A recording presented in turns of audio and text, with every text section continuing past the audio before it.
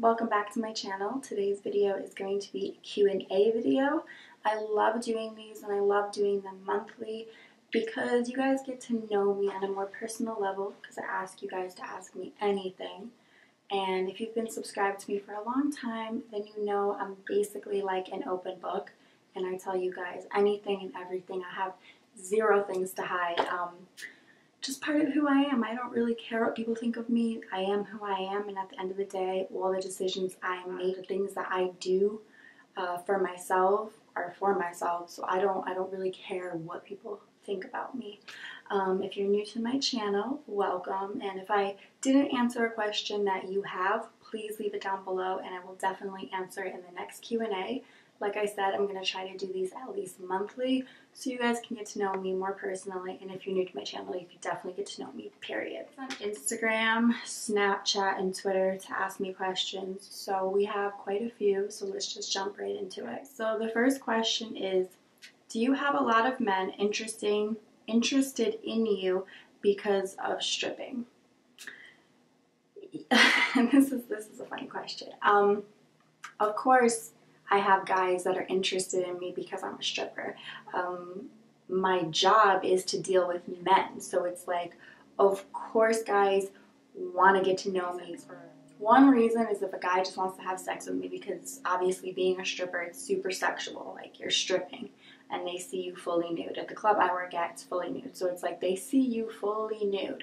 So of course they're going to want to hang out with you outside for sex. That's one big draw to why a guy would hit on you when he knows you're a stripper or meets you at the strip club. The second is because you make money, and a lot of guys might want to use you for your money, which unfortunately sucks because it's like, that's the thing I don't like about dating and being a stripper is like you never know if a guy is with you because you have money.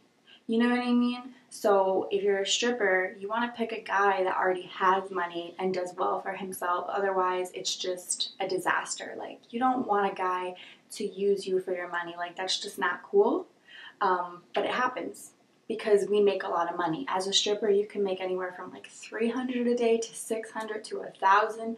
I've heard of girls making more than $1,000, like $1,500 a night. So it's like we make money. And the last thing I'd ever want is for someone to be with me just because I have money. So those are definitely two reasons why a guy would be interested in you, because you're a stripper. Let's see, the next question is, how have you been feeling mentally and how are things with your family?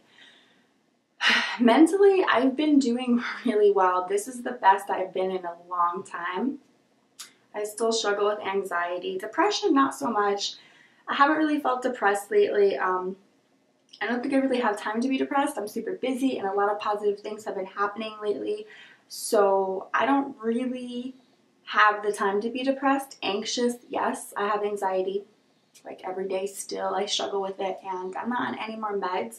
I used to be on meds for my anxiety. If you guys have been long-time subscribers, you know I've had a lot of mental health issues in the past. And yeah, when I moved to LA, within, you see, February, March, April, May, June, within 5 months of being in LA, I felt like I was like ready to get off medication. So with the doctor's help, I weaned off of all my meds so that now I'm not on anything. And occasionally when I can't sleep, I might take something for my anxiety, because that's usually why I can't sleep, because my insomnia is induced by anxiety. But all in all, my mental health is really, really great. Like, I'm doing so much better, and if I needed to go on meds in the future, I would. I'm not against it. It's just I never wanted to be on meds long term to begin with, so to be off of them feels amazing. And how are things with my family? This is the best I've ever been with my family. I think with all the issues that we've had in the past, having distance is just what's best for us. It just works. So I've gotten extremely close with my father. That's something that's really amazing. We weren't really close in the past, and we've gotten super close. Me and my mom, I feel like, got a little bit more distant, as weird as that is. And I don't really know what it is. I know she does not like me living in LA. My family doesn't like me living in LA. My family's very high control, so I feel like because I'm in LA, they really can't like keep tabs on what I'm doing or control my life, and I think that's what drives them nuts, especially my mother. But I've kind of always been like a person that can't be tamed, and I'm going to do what I want to do, and living in LA is good for me mentally, it's good for me career-wise, it's just good for me altogether. And yeah, even my family has improved. Like, I go home and visit every 6 months, so I go home twice a year, and it's great. It's great to go back. I enjoy their company, but after a week, I'm ready to come back to LA. I miss LA because LA is home now. It is. LA is my home now, so hopefully that answers that. Next question. How do you know what tattoos to get? I'm thinking of getting a face tattoo. I usually get inspired off of tattoos on Google and Pinterest. Sometimes I've had tattoos that I knew exactly what I wanted and didn't have a picture and just told the artist, I want this and this and this, and I want you to put it together, figure it out, and they sketch it out and then give me an idea. Whereas I've had other tattoos that were inspired off of another tattoo and I just showed the artist and I'm like, can we not do it copycat verbatim? Can we do something like that but make it into our own? Because one thing I don't believe in is copying other people's tattoos. I think it's okay to be inspired, but I think it's another thing to take someone else's tattoo exactly how it is and put it on your body, because I feel like you're just copying somebody, and you can do that. I don't care what people do. This is just my views on it. It's just like, you're taking somebody else's idea and putting it on you. Why not make it your own? Why not be a little creative? That's what tattoos are all about, is like creativity. And instead of taking a picture and like verbatim doing exactly what the picture is, make it into your own, or ask the artist, can you make it into your own interpretation? That's what I usually do, because that's an artist's job. They're not supposed to just take something and just place it on and like copy another artist's work. They're supposed to take maybe inspiration and make it into their own. That's what's cool about tattoos, and that's how I feel about it. So that's how I get inspired. Goals you have in this coming year, and where do you see yourself living in the future? In this coming year, I just plan to continue working on YouTube. I plan to get a car, hopefully in the next few months. That's a huge goal. I have been carless ever since I moved to LA, and I've been fortunate enough to make enough money to Uber and Lyft and not have to use public transportation, and I'm very blessed and thankful for that. So I use Uber and Lyft to get everywhere. I don't use the buses or trains or anything like that. That's just not what I want to do.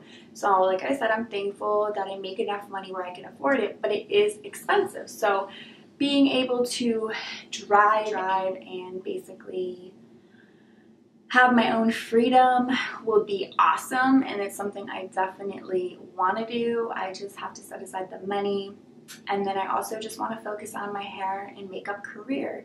Those are like my 3 goals: YouTube, getting a car, focusing on makeup and hair, and definitely phasing out of dancing. I've kind of really cut back on dancing. I literally don't go unless I have to. I save my money and I prioritize so that I can spend less time in the strip club and more time focusing on better things, more positive things. I'm not saying the strip club's negative, it's just I'm growing out of it.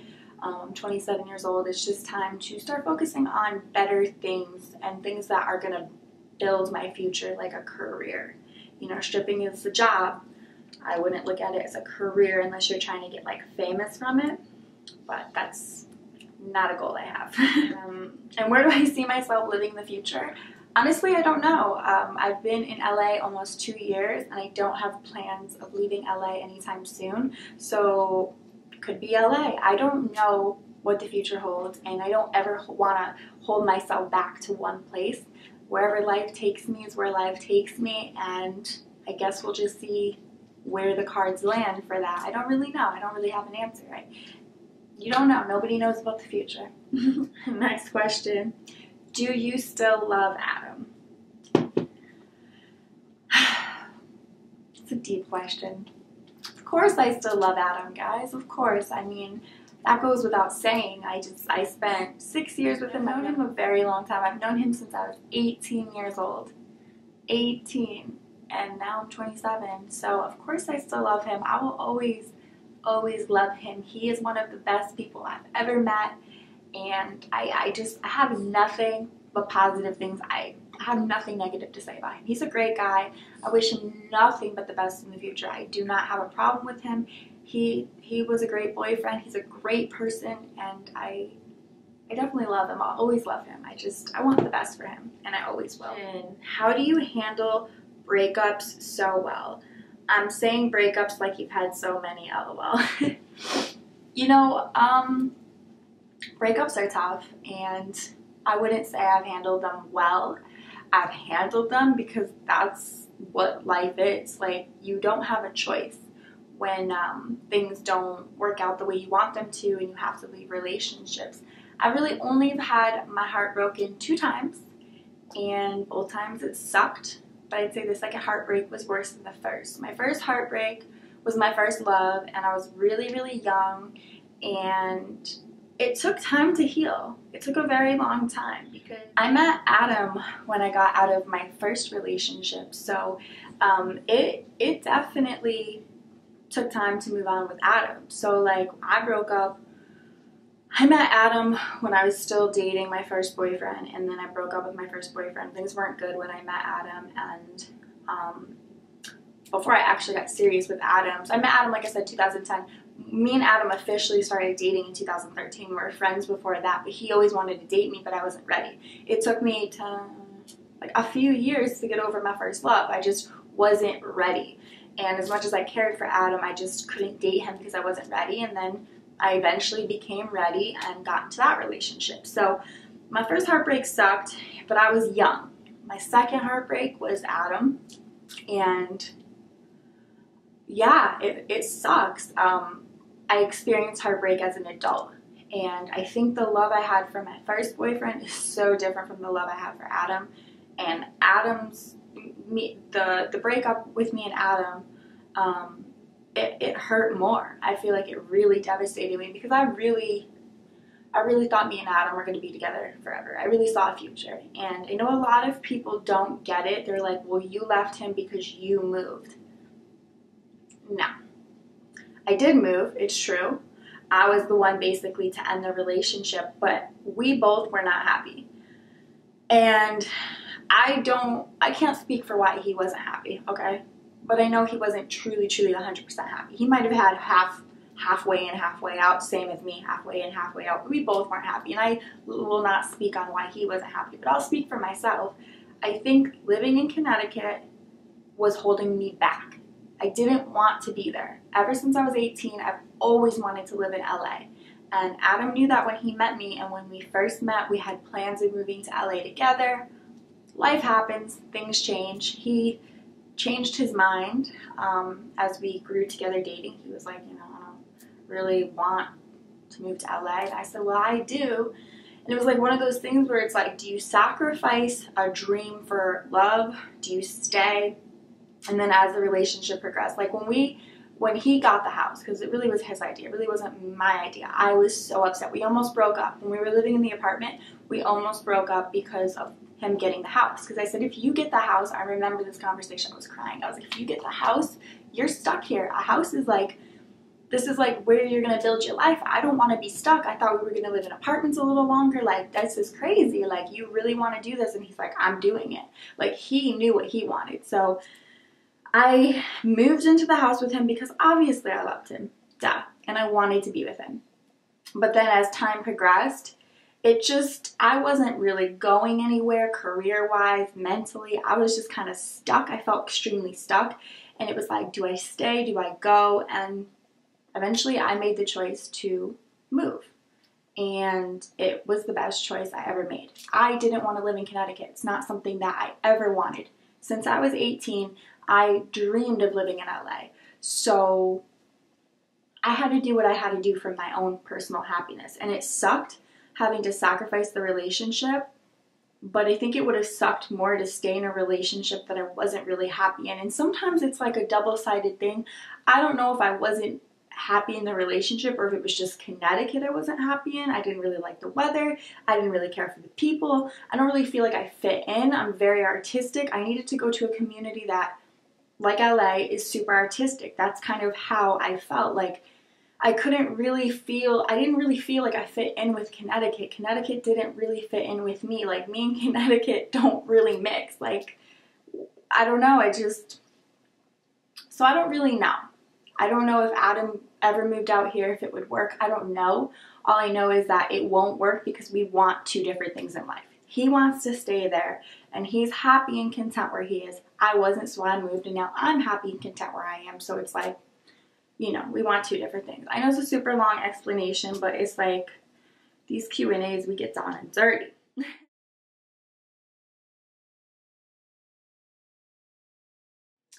Next question is best method to remove unwanted body hair from underarms too. I just shave. I don't know what other people do. Some people wax. I shave. That's my method and it works for me and I like it. I don't like shaving, but it's part of, you know, life. So I get my eyebrows threaded. So I don't do waxing, just shaving and eyebrow threading. I love eyebrow threading. It hurts, but I like it. It looks really good. Question is piercing care. No matter what solution I use, I end up getting a temporary keloid, the little ball. I wash mine with warm soap and warm water and antibacterial soap. I take it, like for this lip piercing, I take a little bit on a Q-tip and just clean it, and then that's pretty much all I do. Sometimes I'll use oils on it, like natural oil, coconut oil. Sometimes I'll put coconut oil on it. So I don't really mess with them. I let them heal, and I take really good care of myself. I take a lot of vitamins. So I think if you take care of yourself, healing should not be an issue. Like I said, I've not really had issues with my piercings not healing. Okay, next question is, how do you celebrate the holidays now that you are away from family? Well, the last few years out here have been really busy. I really had time to think about it or celebrate the holidays. Now I've kind of slowed down and I'm more settled. My family never celebrated holidays, so it's not like a big deal to be away for the holidays. Me and my ex, Adam, had traditions together that I do miss occasionally. You know, I think it's normal to miss that, but I know one day I'm going to have that again when I get back into a relationship. I'm going to have it again. So for now, my plans... for Thanksgiving, I was thinking about just trying to cook my own turkey. I mean, why not? Make a little bit of mashed potatoes and corn and green bean casserole for myself and have leftovers for a few days. I don't know. I was thinking about something like that. Just watching Netflix and hanging out. It doesn't really matter to me. Thanksgiving's like whatever. I like the food, so maybe I'll cook for myself, or maybe Postmates. There'll be some restaurant that will deliver a turkey dinner or something like that. I don't know yet what I'm going to do. For Christmas, I do plan on getting a tree. I'm going to get a small tree for my room. That's what I was going to do and decorate it. Like a little 4-foot or 5-foot tree if I could find one, maybe on Amazon, and decorate it. And I think that's enough. Buy myself something special for Christmas and just, you know, more self-love, practice self-love. Question is, what has fueled your health kick? You know, I've always really been into health and fitness. If you guys have been subscribed to my channel for a long time, you know I used to work out all the time. But when I first moved to LA, I didn't really have a lot of money and I was struggling, so I didn't have time to go to the gym. I didn't have time to take care of myself or the money to take care of myself like I would have liked to. So, now I'm, like I said, I'm really more settled than I've ever been and have more time to work out and money to afford healthier food. So that's why I'm back to taking care of myself. I gained a little bit of weight and I just didn't like not being strong. I enjoy working out. It helps with my anxiety and I enjoy feeling and looking good. So fitness has always been a huge part of my life. My parents always worked out. So it's not like anything in particular fueled it. It's just I was in a good place. I moved into a complex that has a gym on the premises. It made it super easy for me to get back into it, and that's really the truth. Is, would you get another dog? Yeah, I would eventually, not right now with Coco Chanel. She's very protective of her mother, so she doesn't get along with other dogs, and also losing her eye, I think that made her kind of sensitive to other dogs, so she's not really a friendly with other dogs. She loves people, but with other dogs, she'd rather not. I think I would get another dog if she was to pass away. It would kill me. She's the first dog I ever owned on my own. And if anything ever happened to her, it's going to devastate me. But it comes with the territory of having a dog. So I would probably get a dog right away within a couple weeks because I'm the kind of person that kind of needs a dog. It's like a companion. It's like your best friend. Like, I love coming home to her. I love taking care of her. I love, you know, taking care of her, snuggling with her, cuddling with her. She's like my little buddy. So... you know, I can't imagine not having a dog. It's just, I've had dogs my whole childhood. The question is, do you want to do hair and makeup at a salon or just one? I would love to do both. Makeup has always been my first passion, and then hair kind of came into it when, it wasn't making enough money in Connecticut doing just makeup. But I think I want to do both. I think doing both, it will help my career, especially in LA, being able to do both. It's like way easier having it all in one versus just makeup and hair. You know what I mean? It's going to put me at an advantage. So, and I do have my cosmetology license in California. I finally got it. I'm so happy about it. I've been applying at salons like crazy, and I'm very, very excited about the future with that. How do you deal with so much hate and dislikes on your videos? I just got back to doing YouTube, so the hate hasn't been too crazy, but from the past dealing with hate, I just ignore it. You learn to just kind of filter it out. It comes with the territory of being on YouTube and putting yourself out there and being a public figure. People are gonna hate you or hate on you. There's gonna be a lot of negative people. People are really, really, depressed in the world. There's a lot of sad souls out there and they feel better bringing other people down. So I think you have to remember that. It is disgusting at times. Some of the things that people say are just ridiculous, but you just learn to kind of filter it out. I've never been one to really give a shit what people say about me or think about me. I don't care. I don't sit there and think like, why doesn't this person like me? Or why? Like, I don't give a shit. Like, why should I? For what? I have plenty of people that love me and know me for who I am, and the people that don't like me, it's usually stupid reasons and it's pathetic, so I don't really care. That stuff doesn't really like affect me. You just learn to develop a thick skin, but for me, like I said, I never really cared what people thought. So I hope you enjoyed this Q&A. If you guys have any questions you want answered in the next video, please leave them below and I'll be sure to answer them. And until next time, I will see you guys very soon in my next video. Mwah. Bye guys.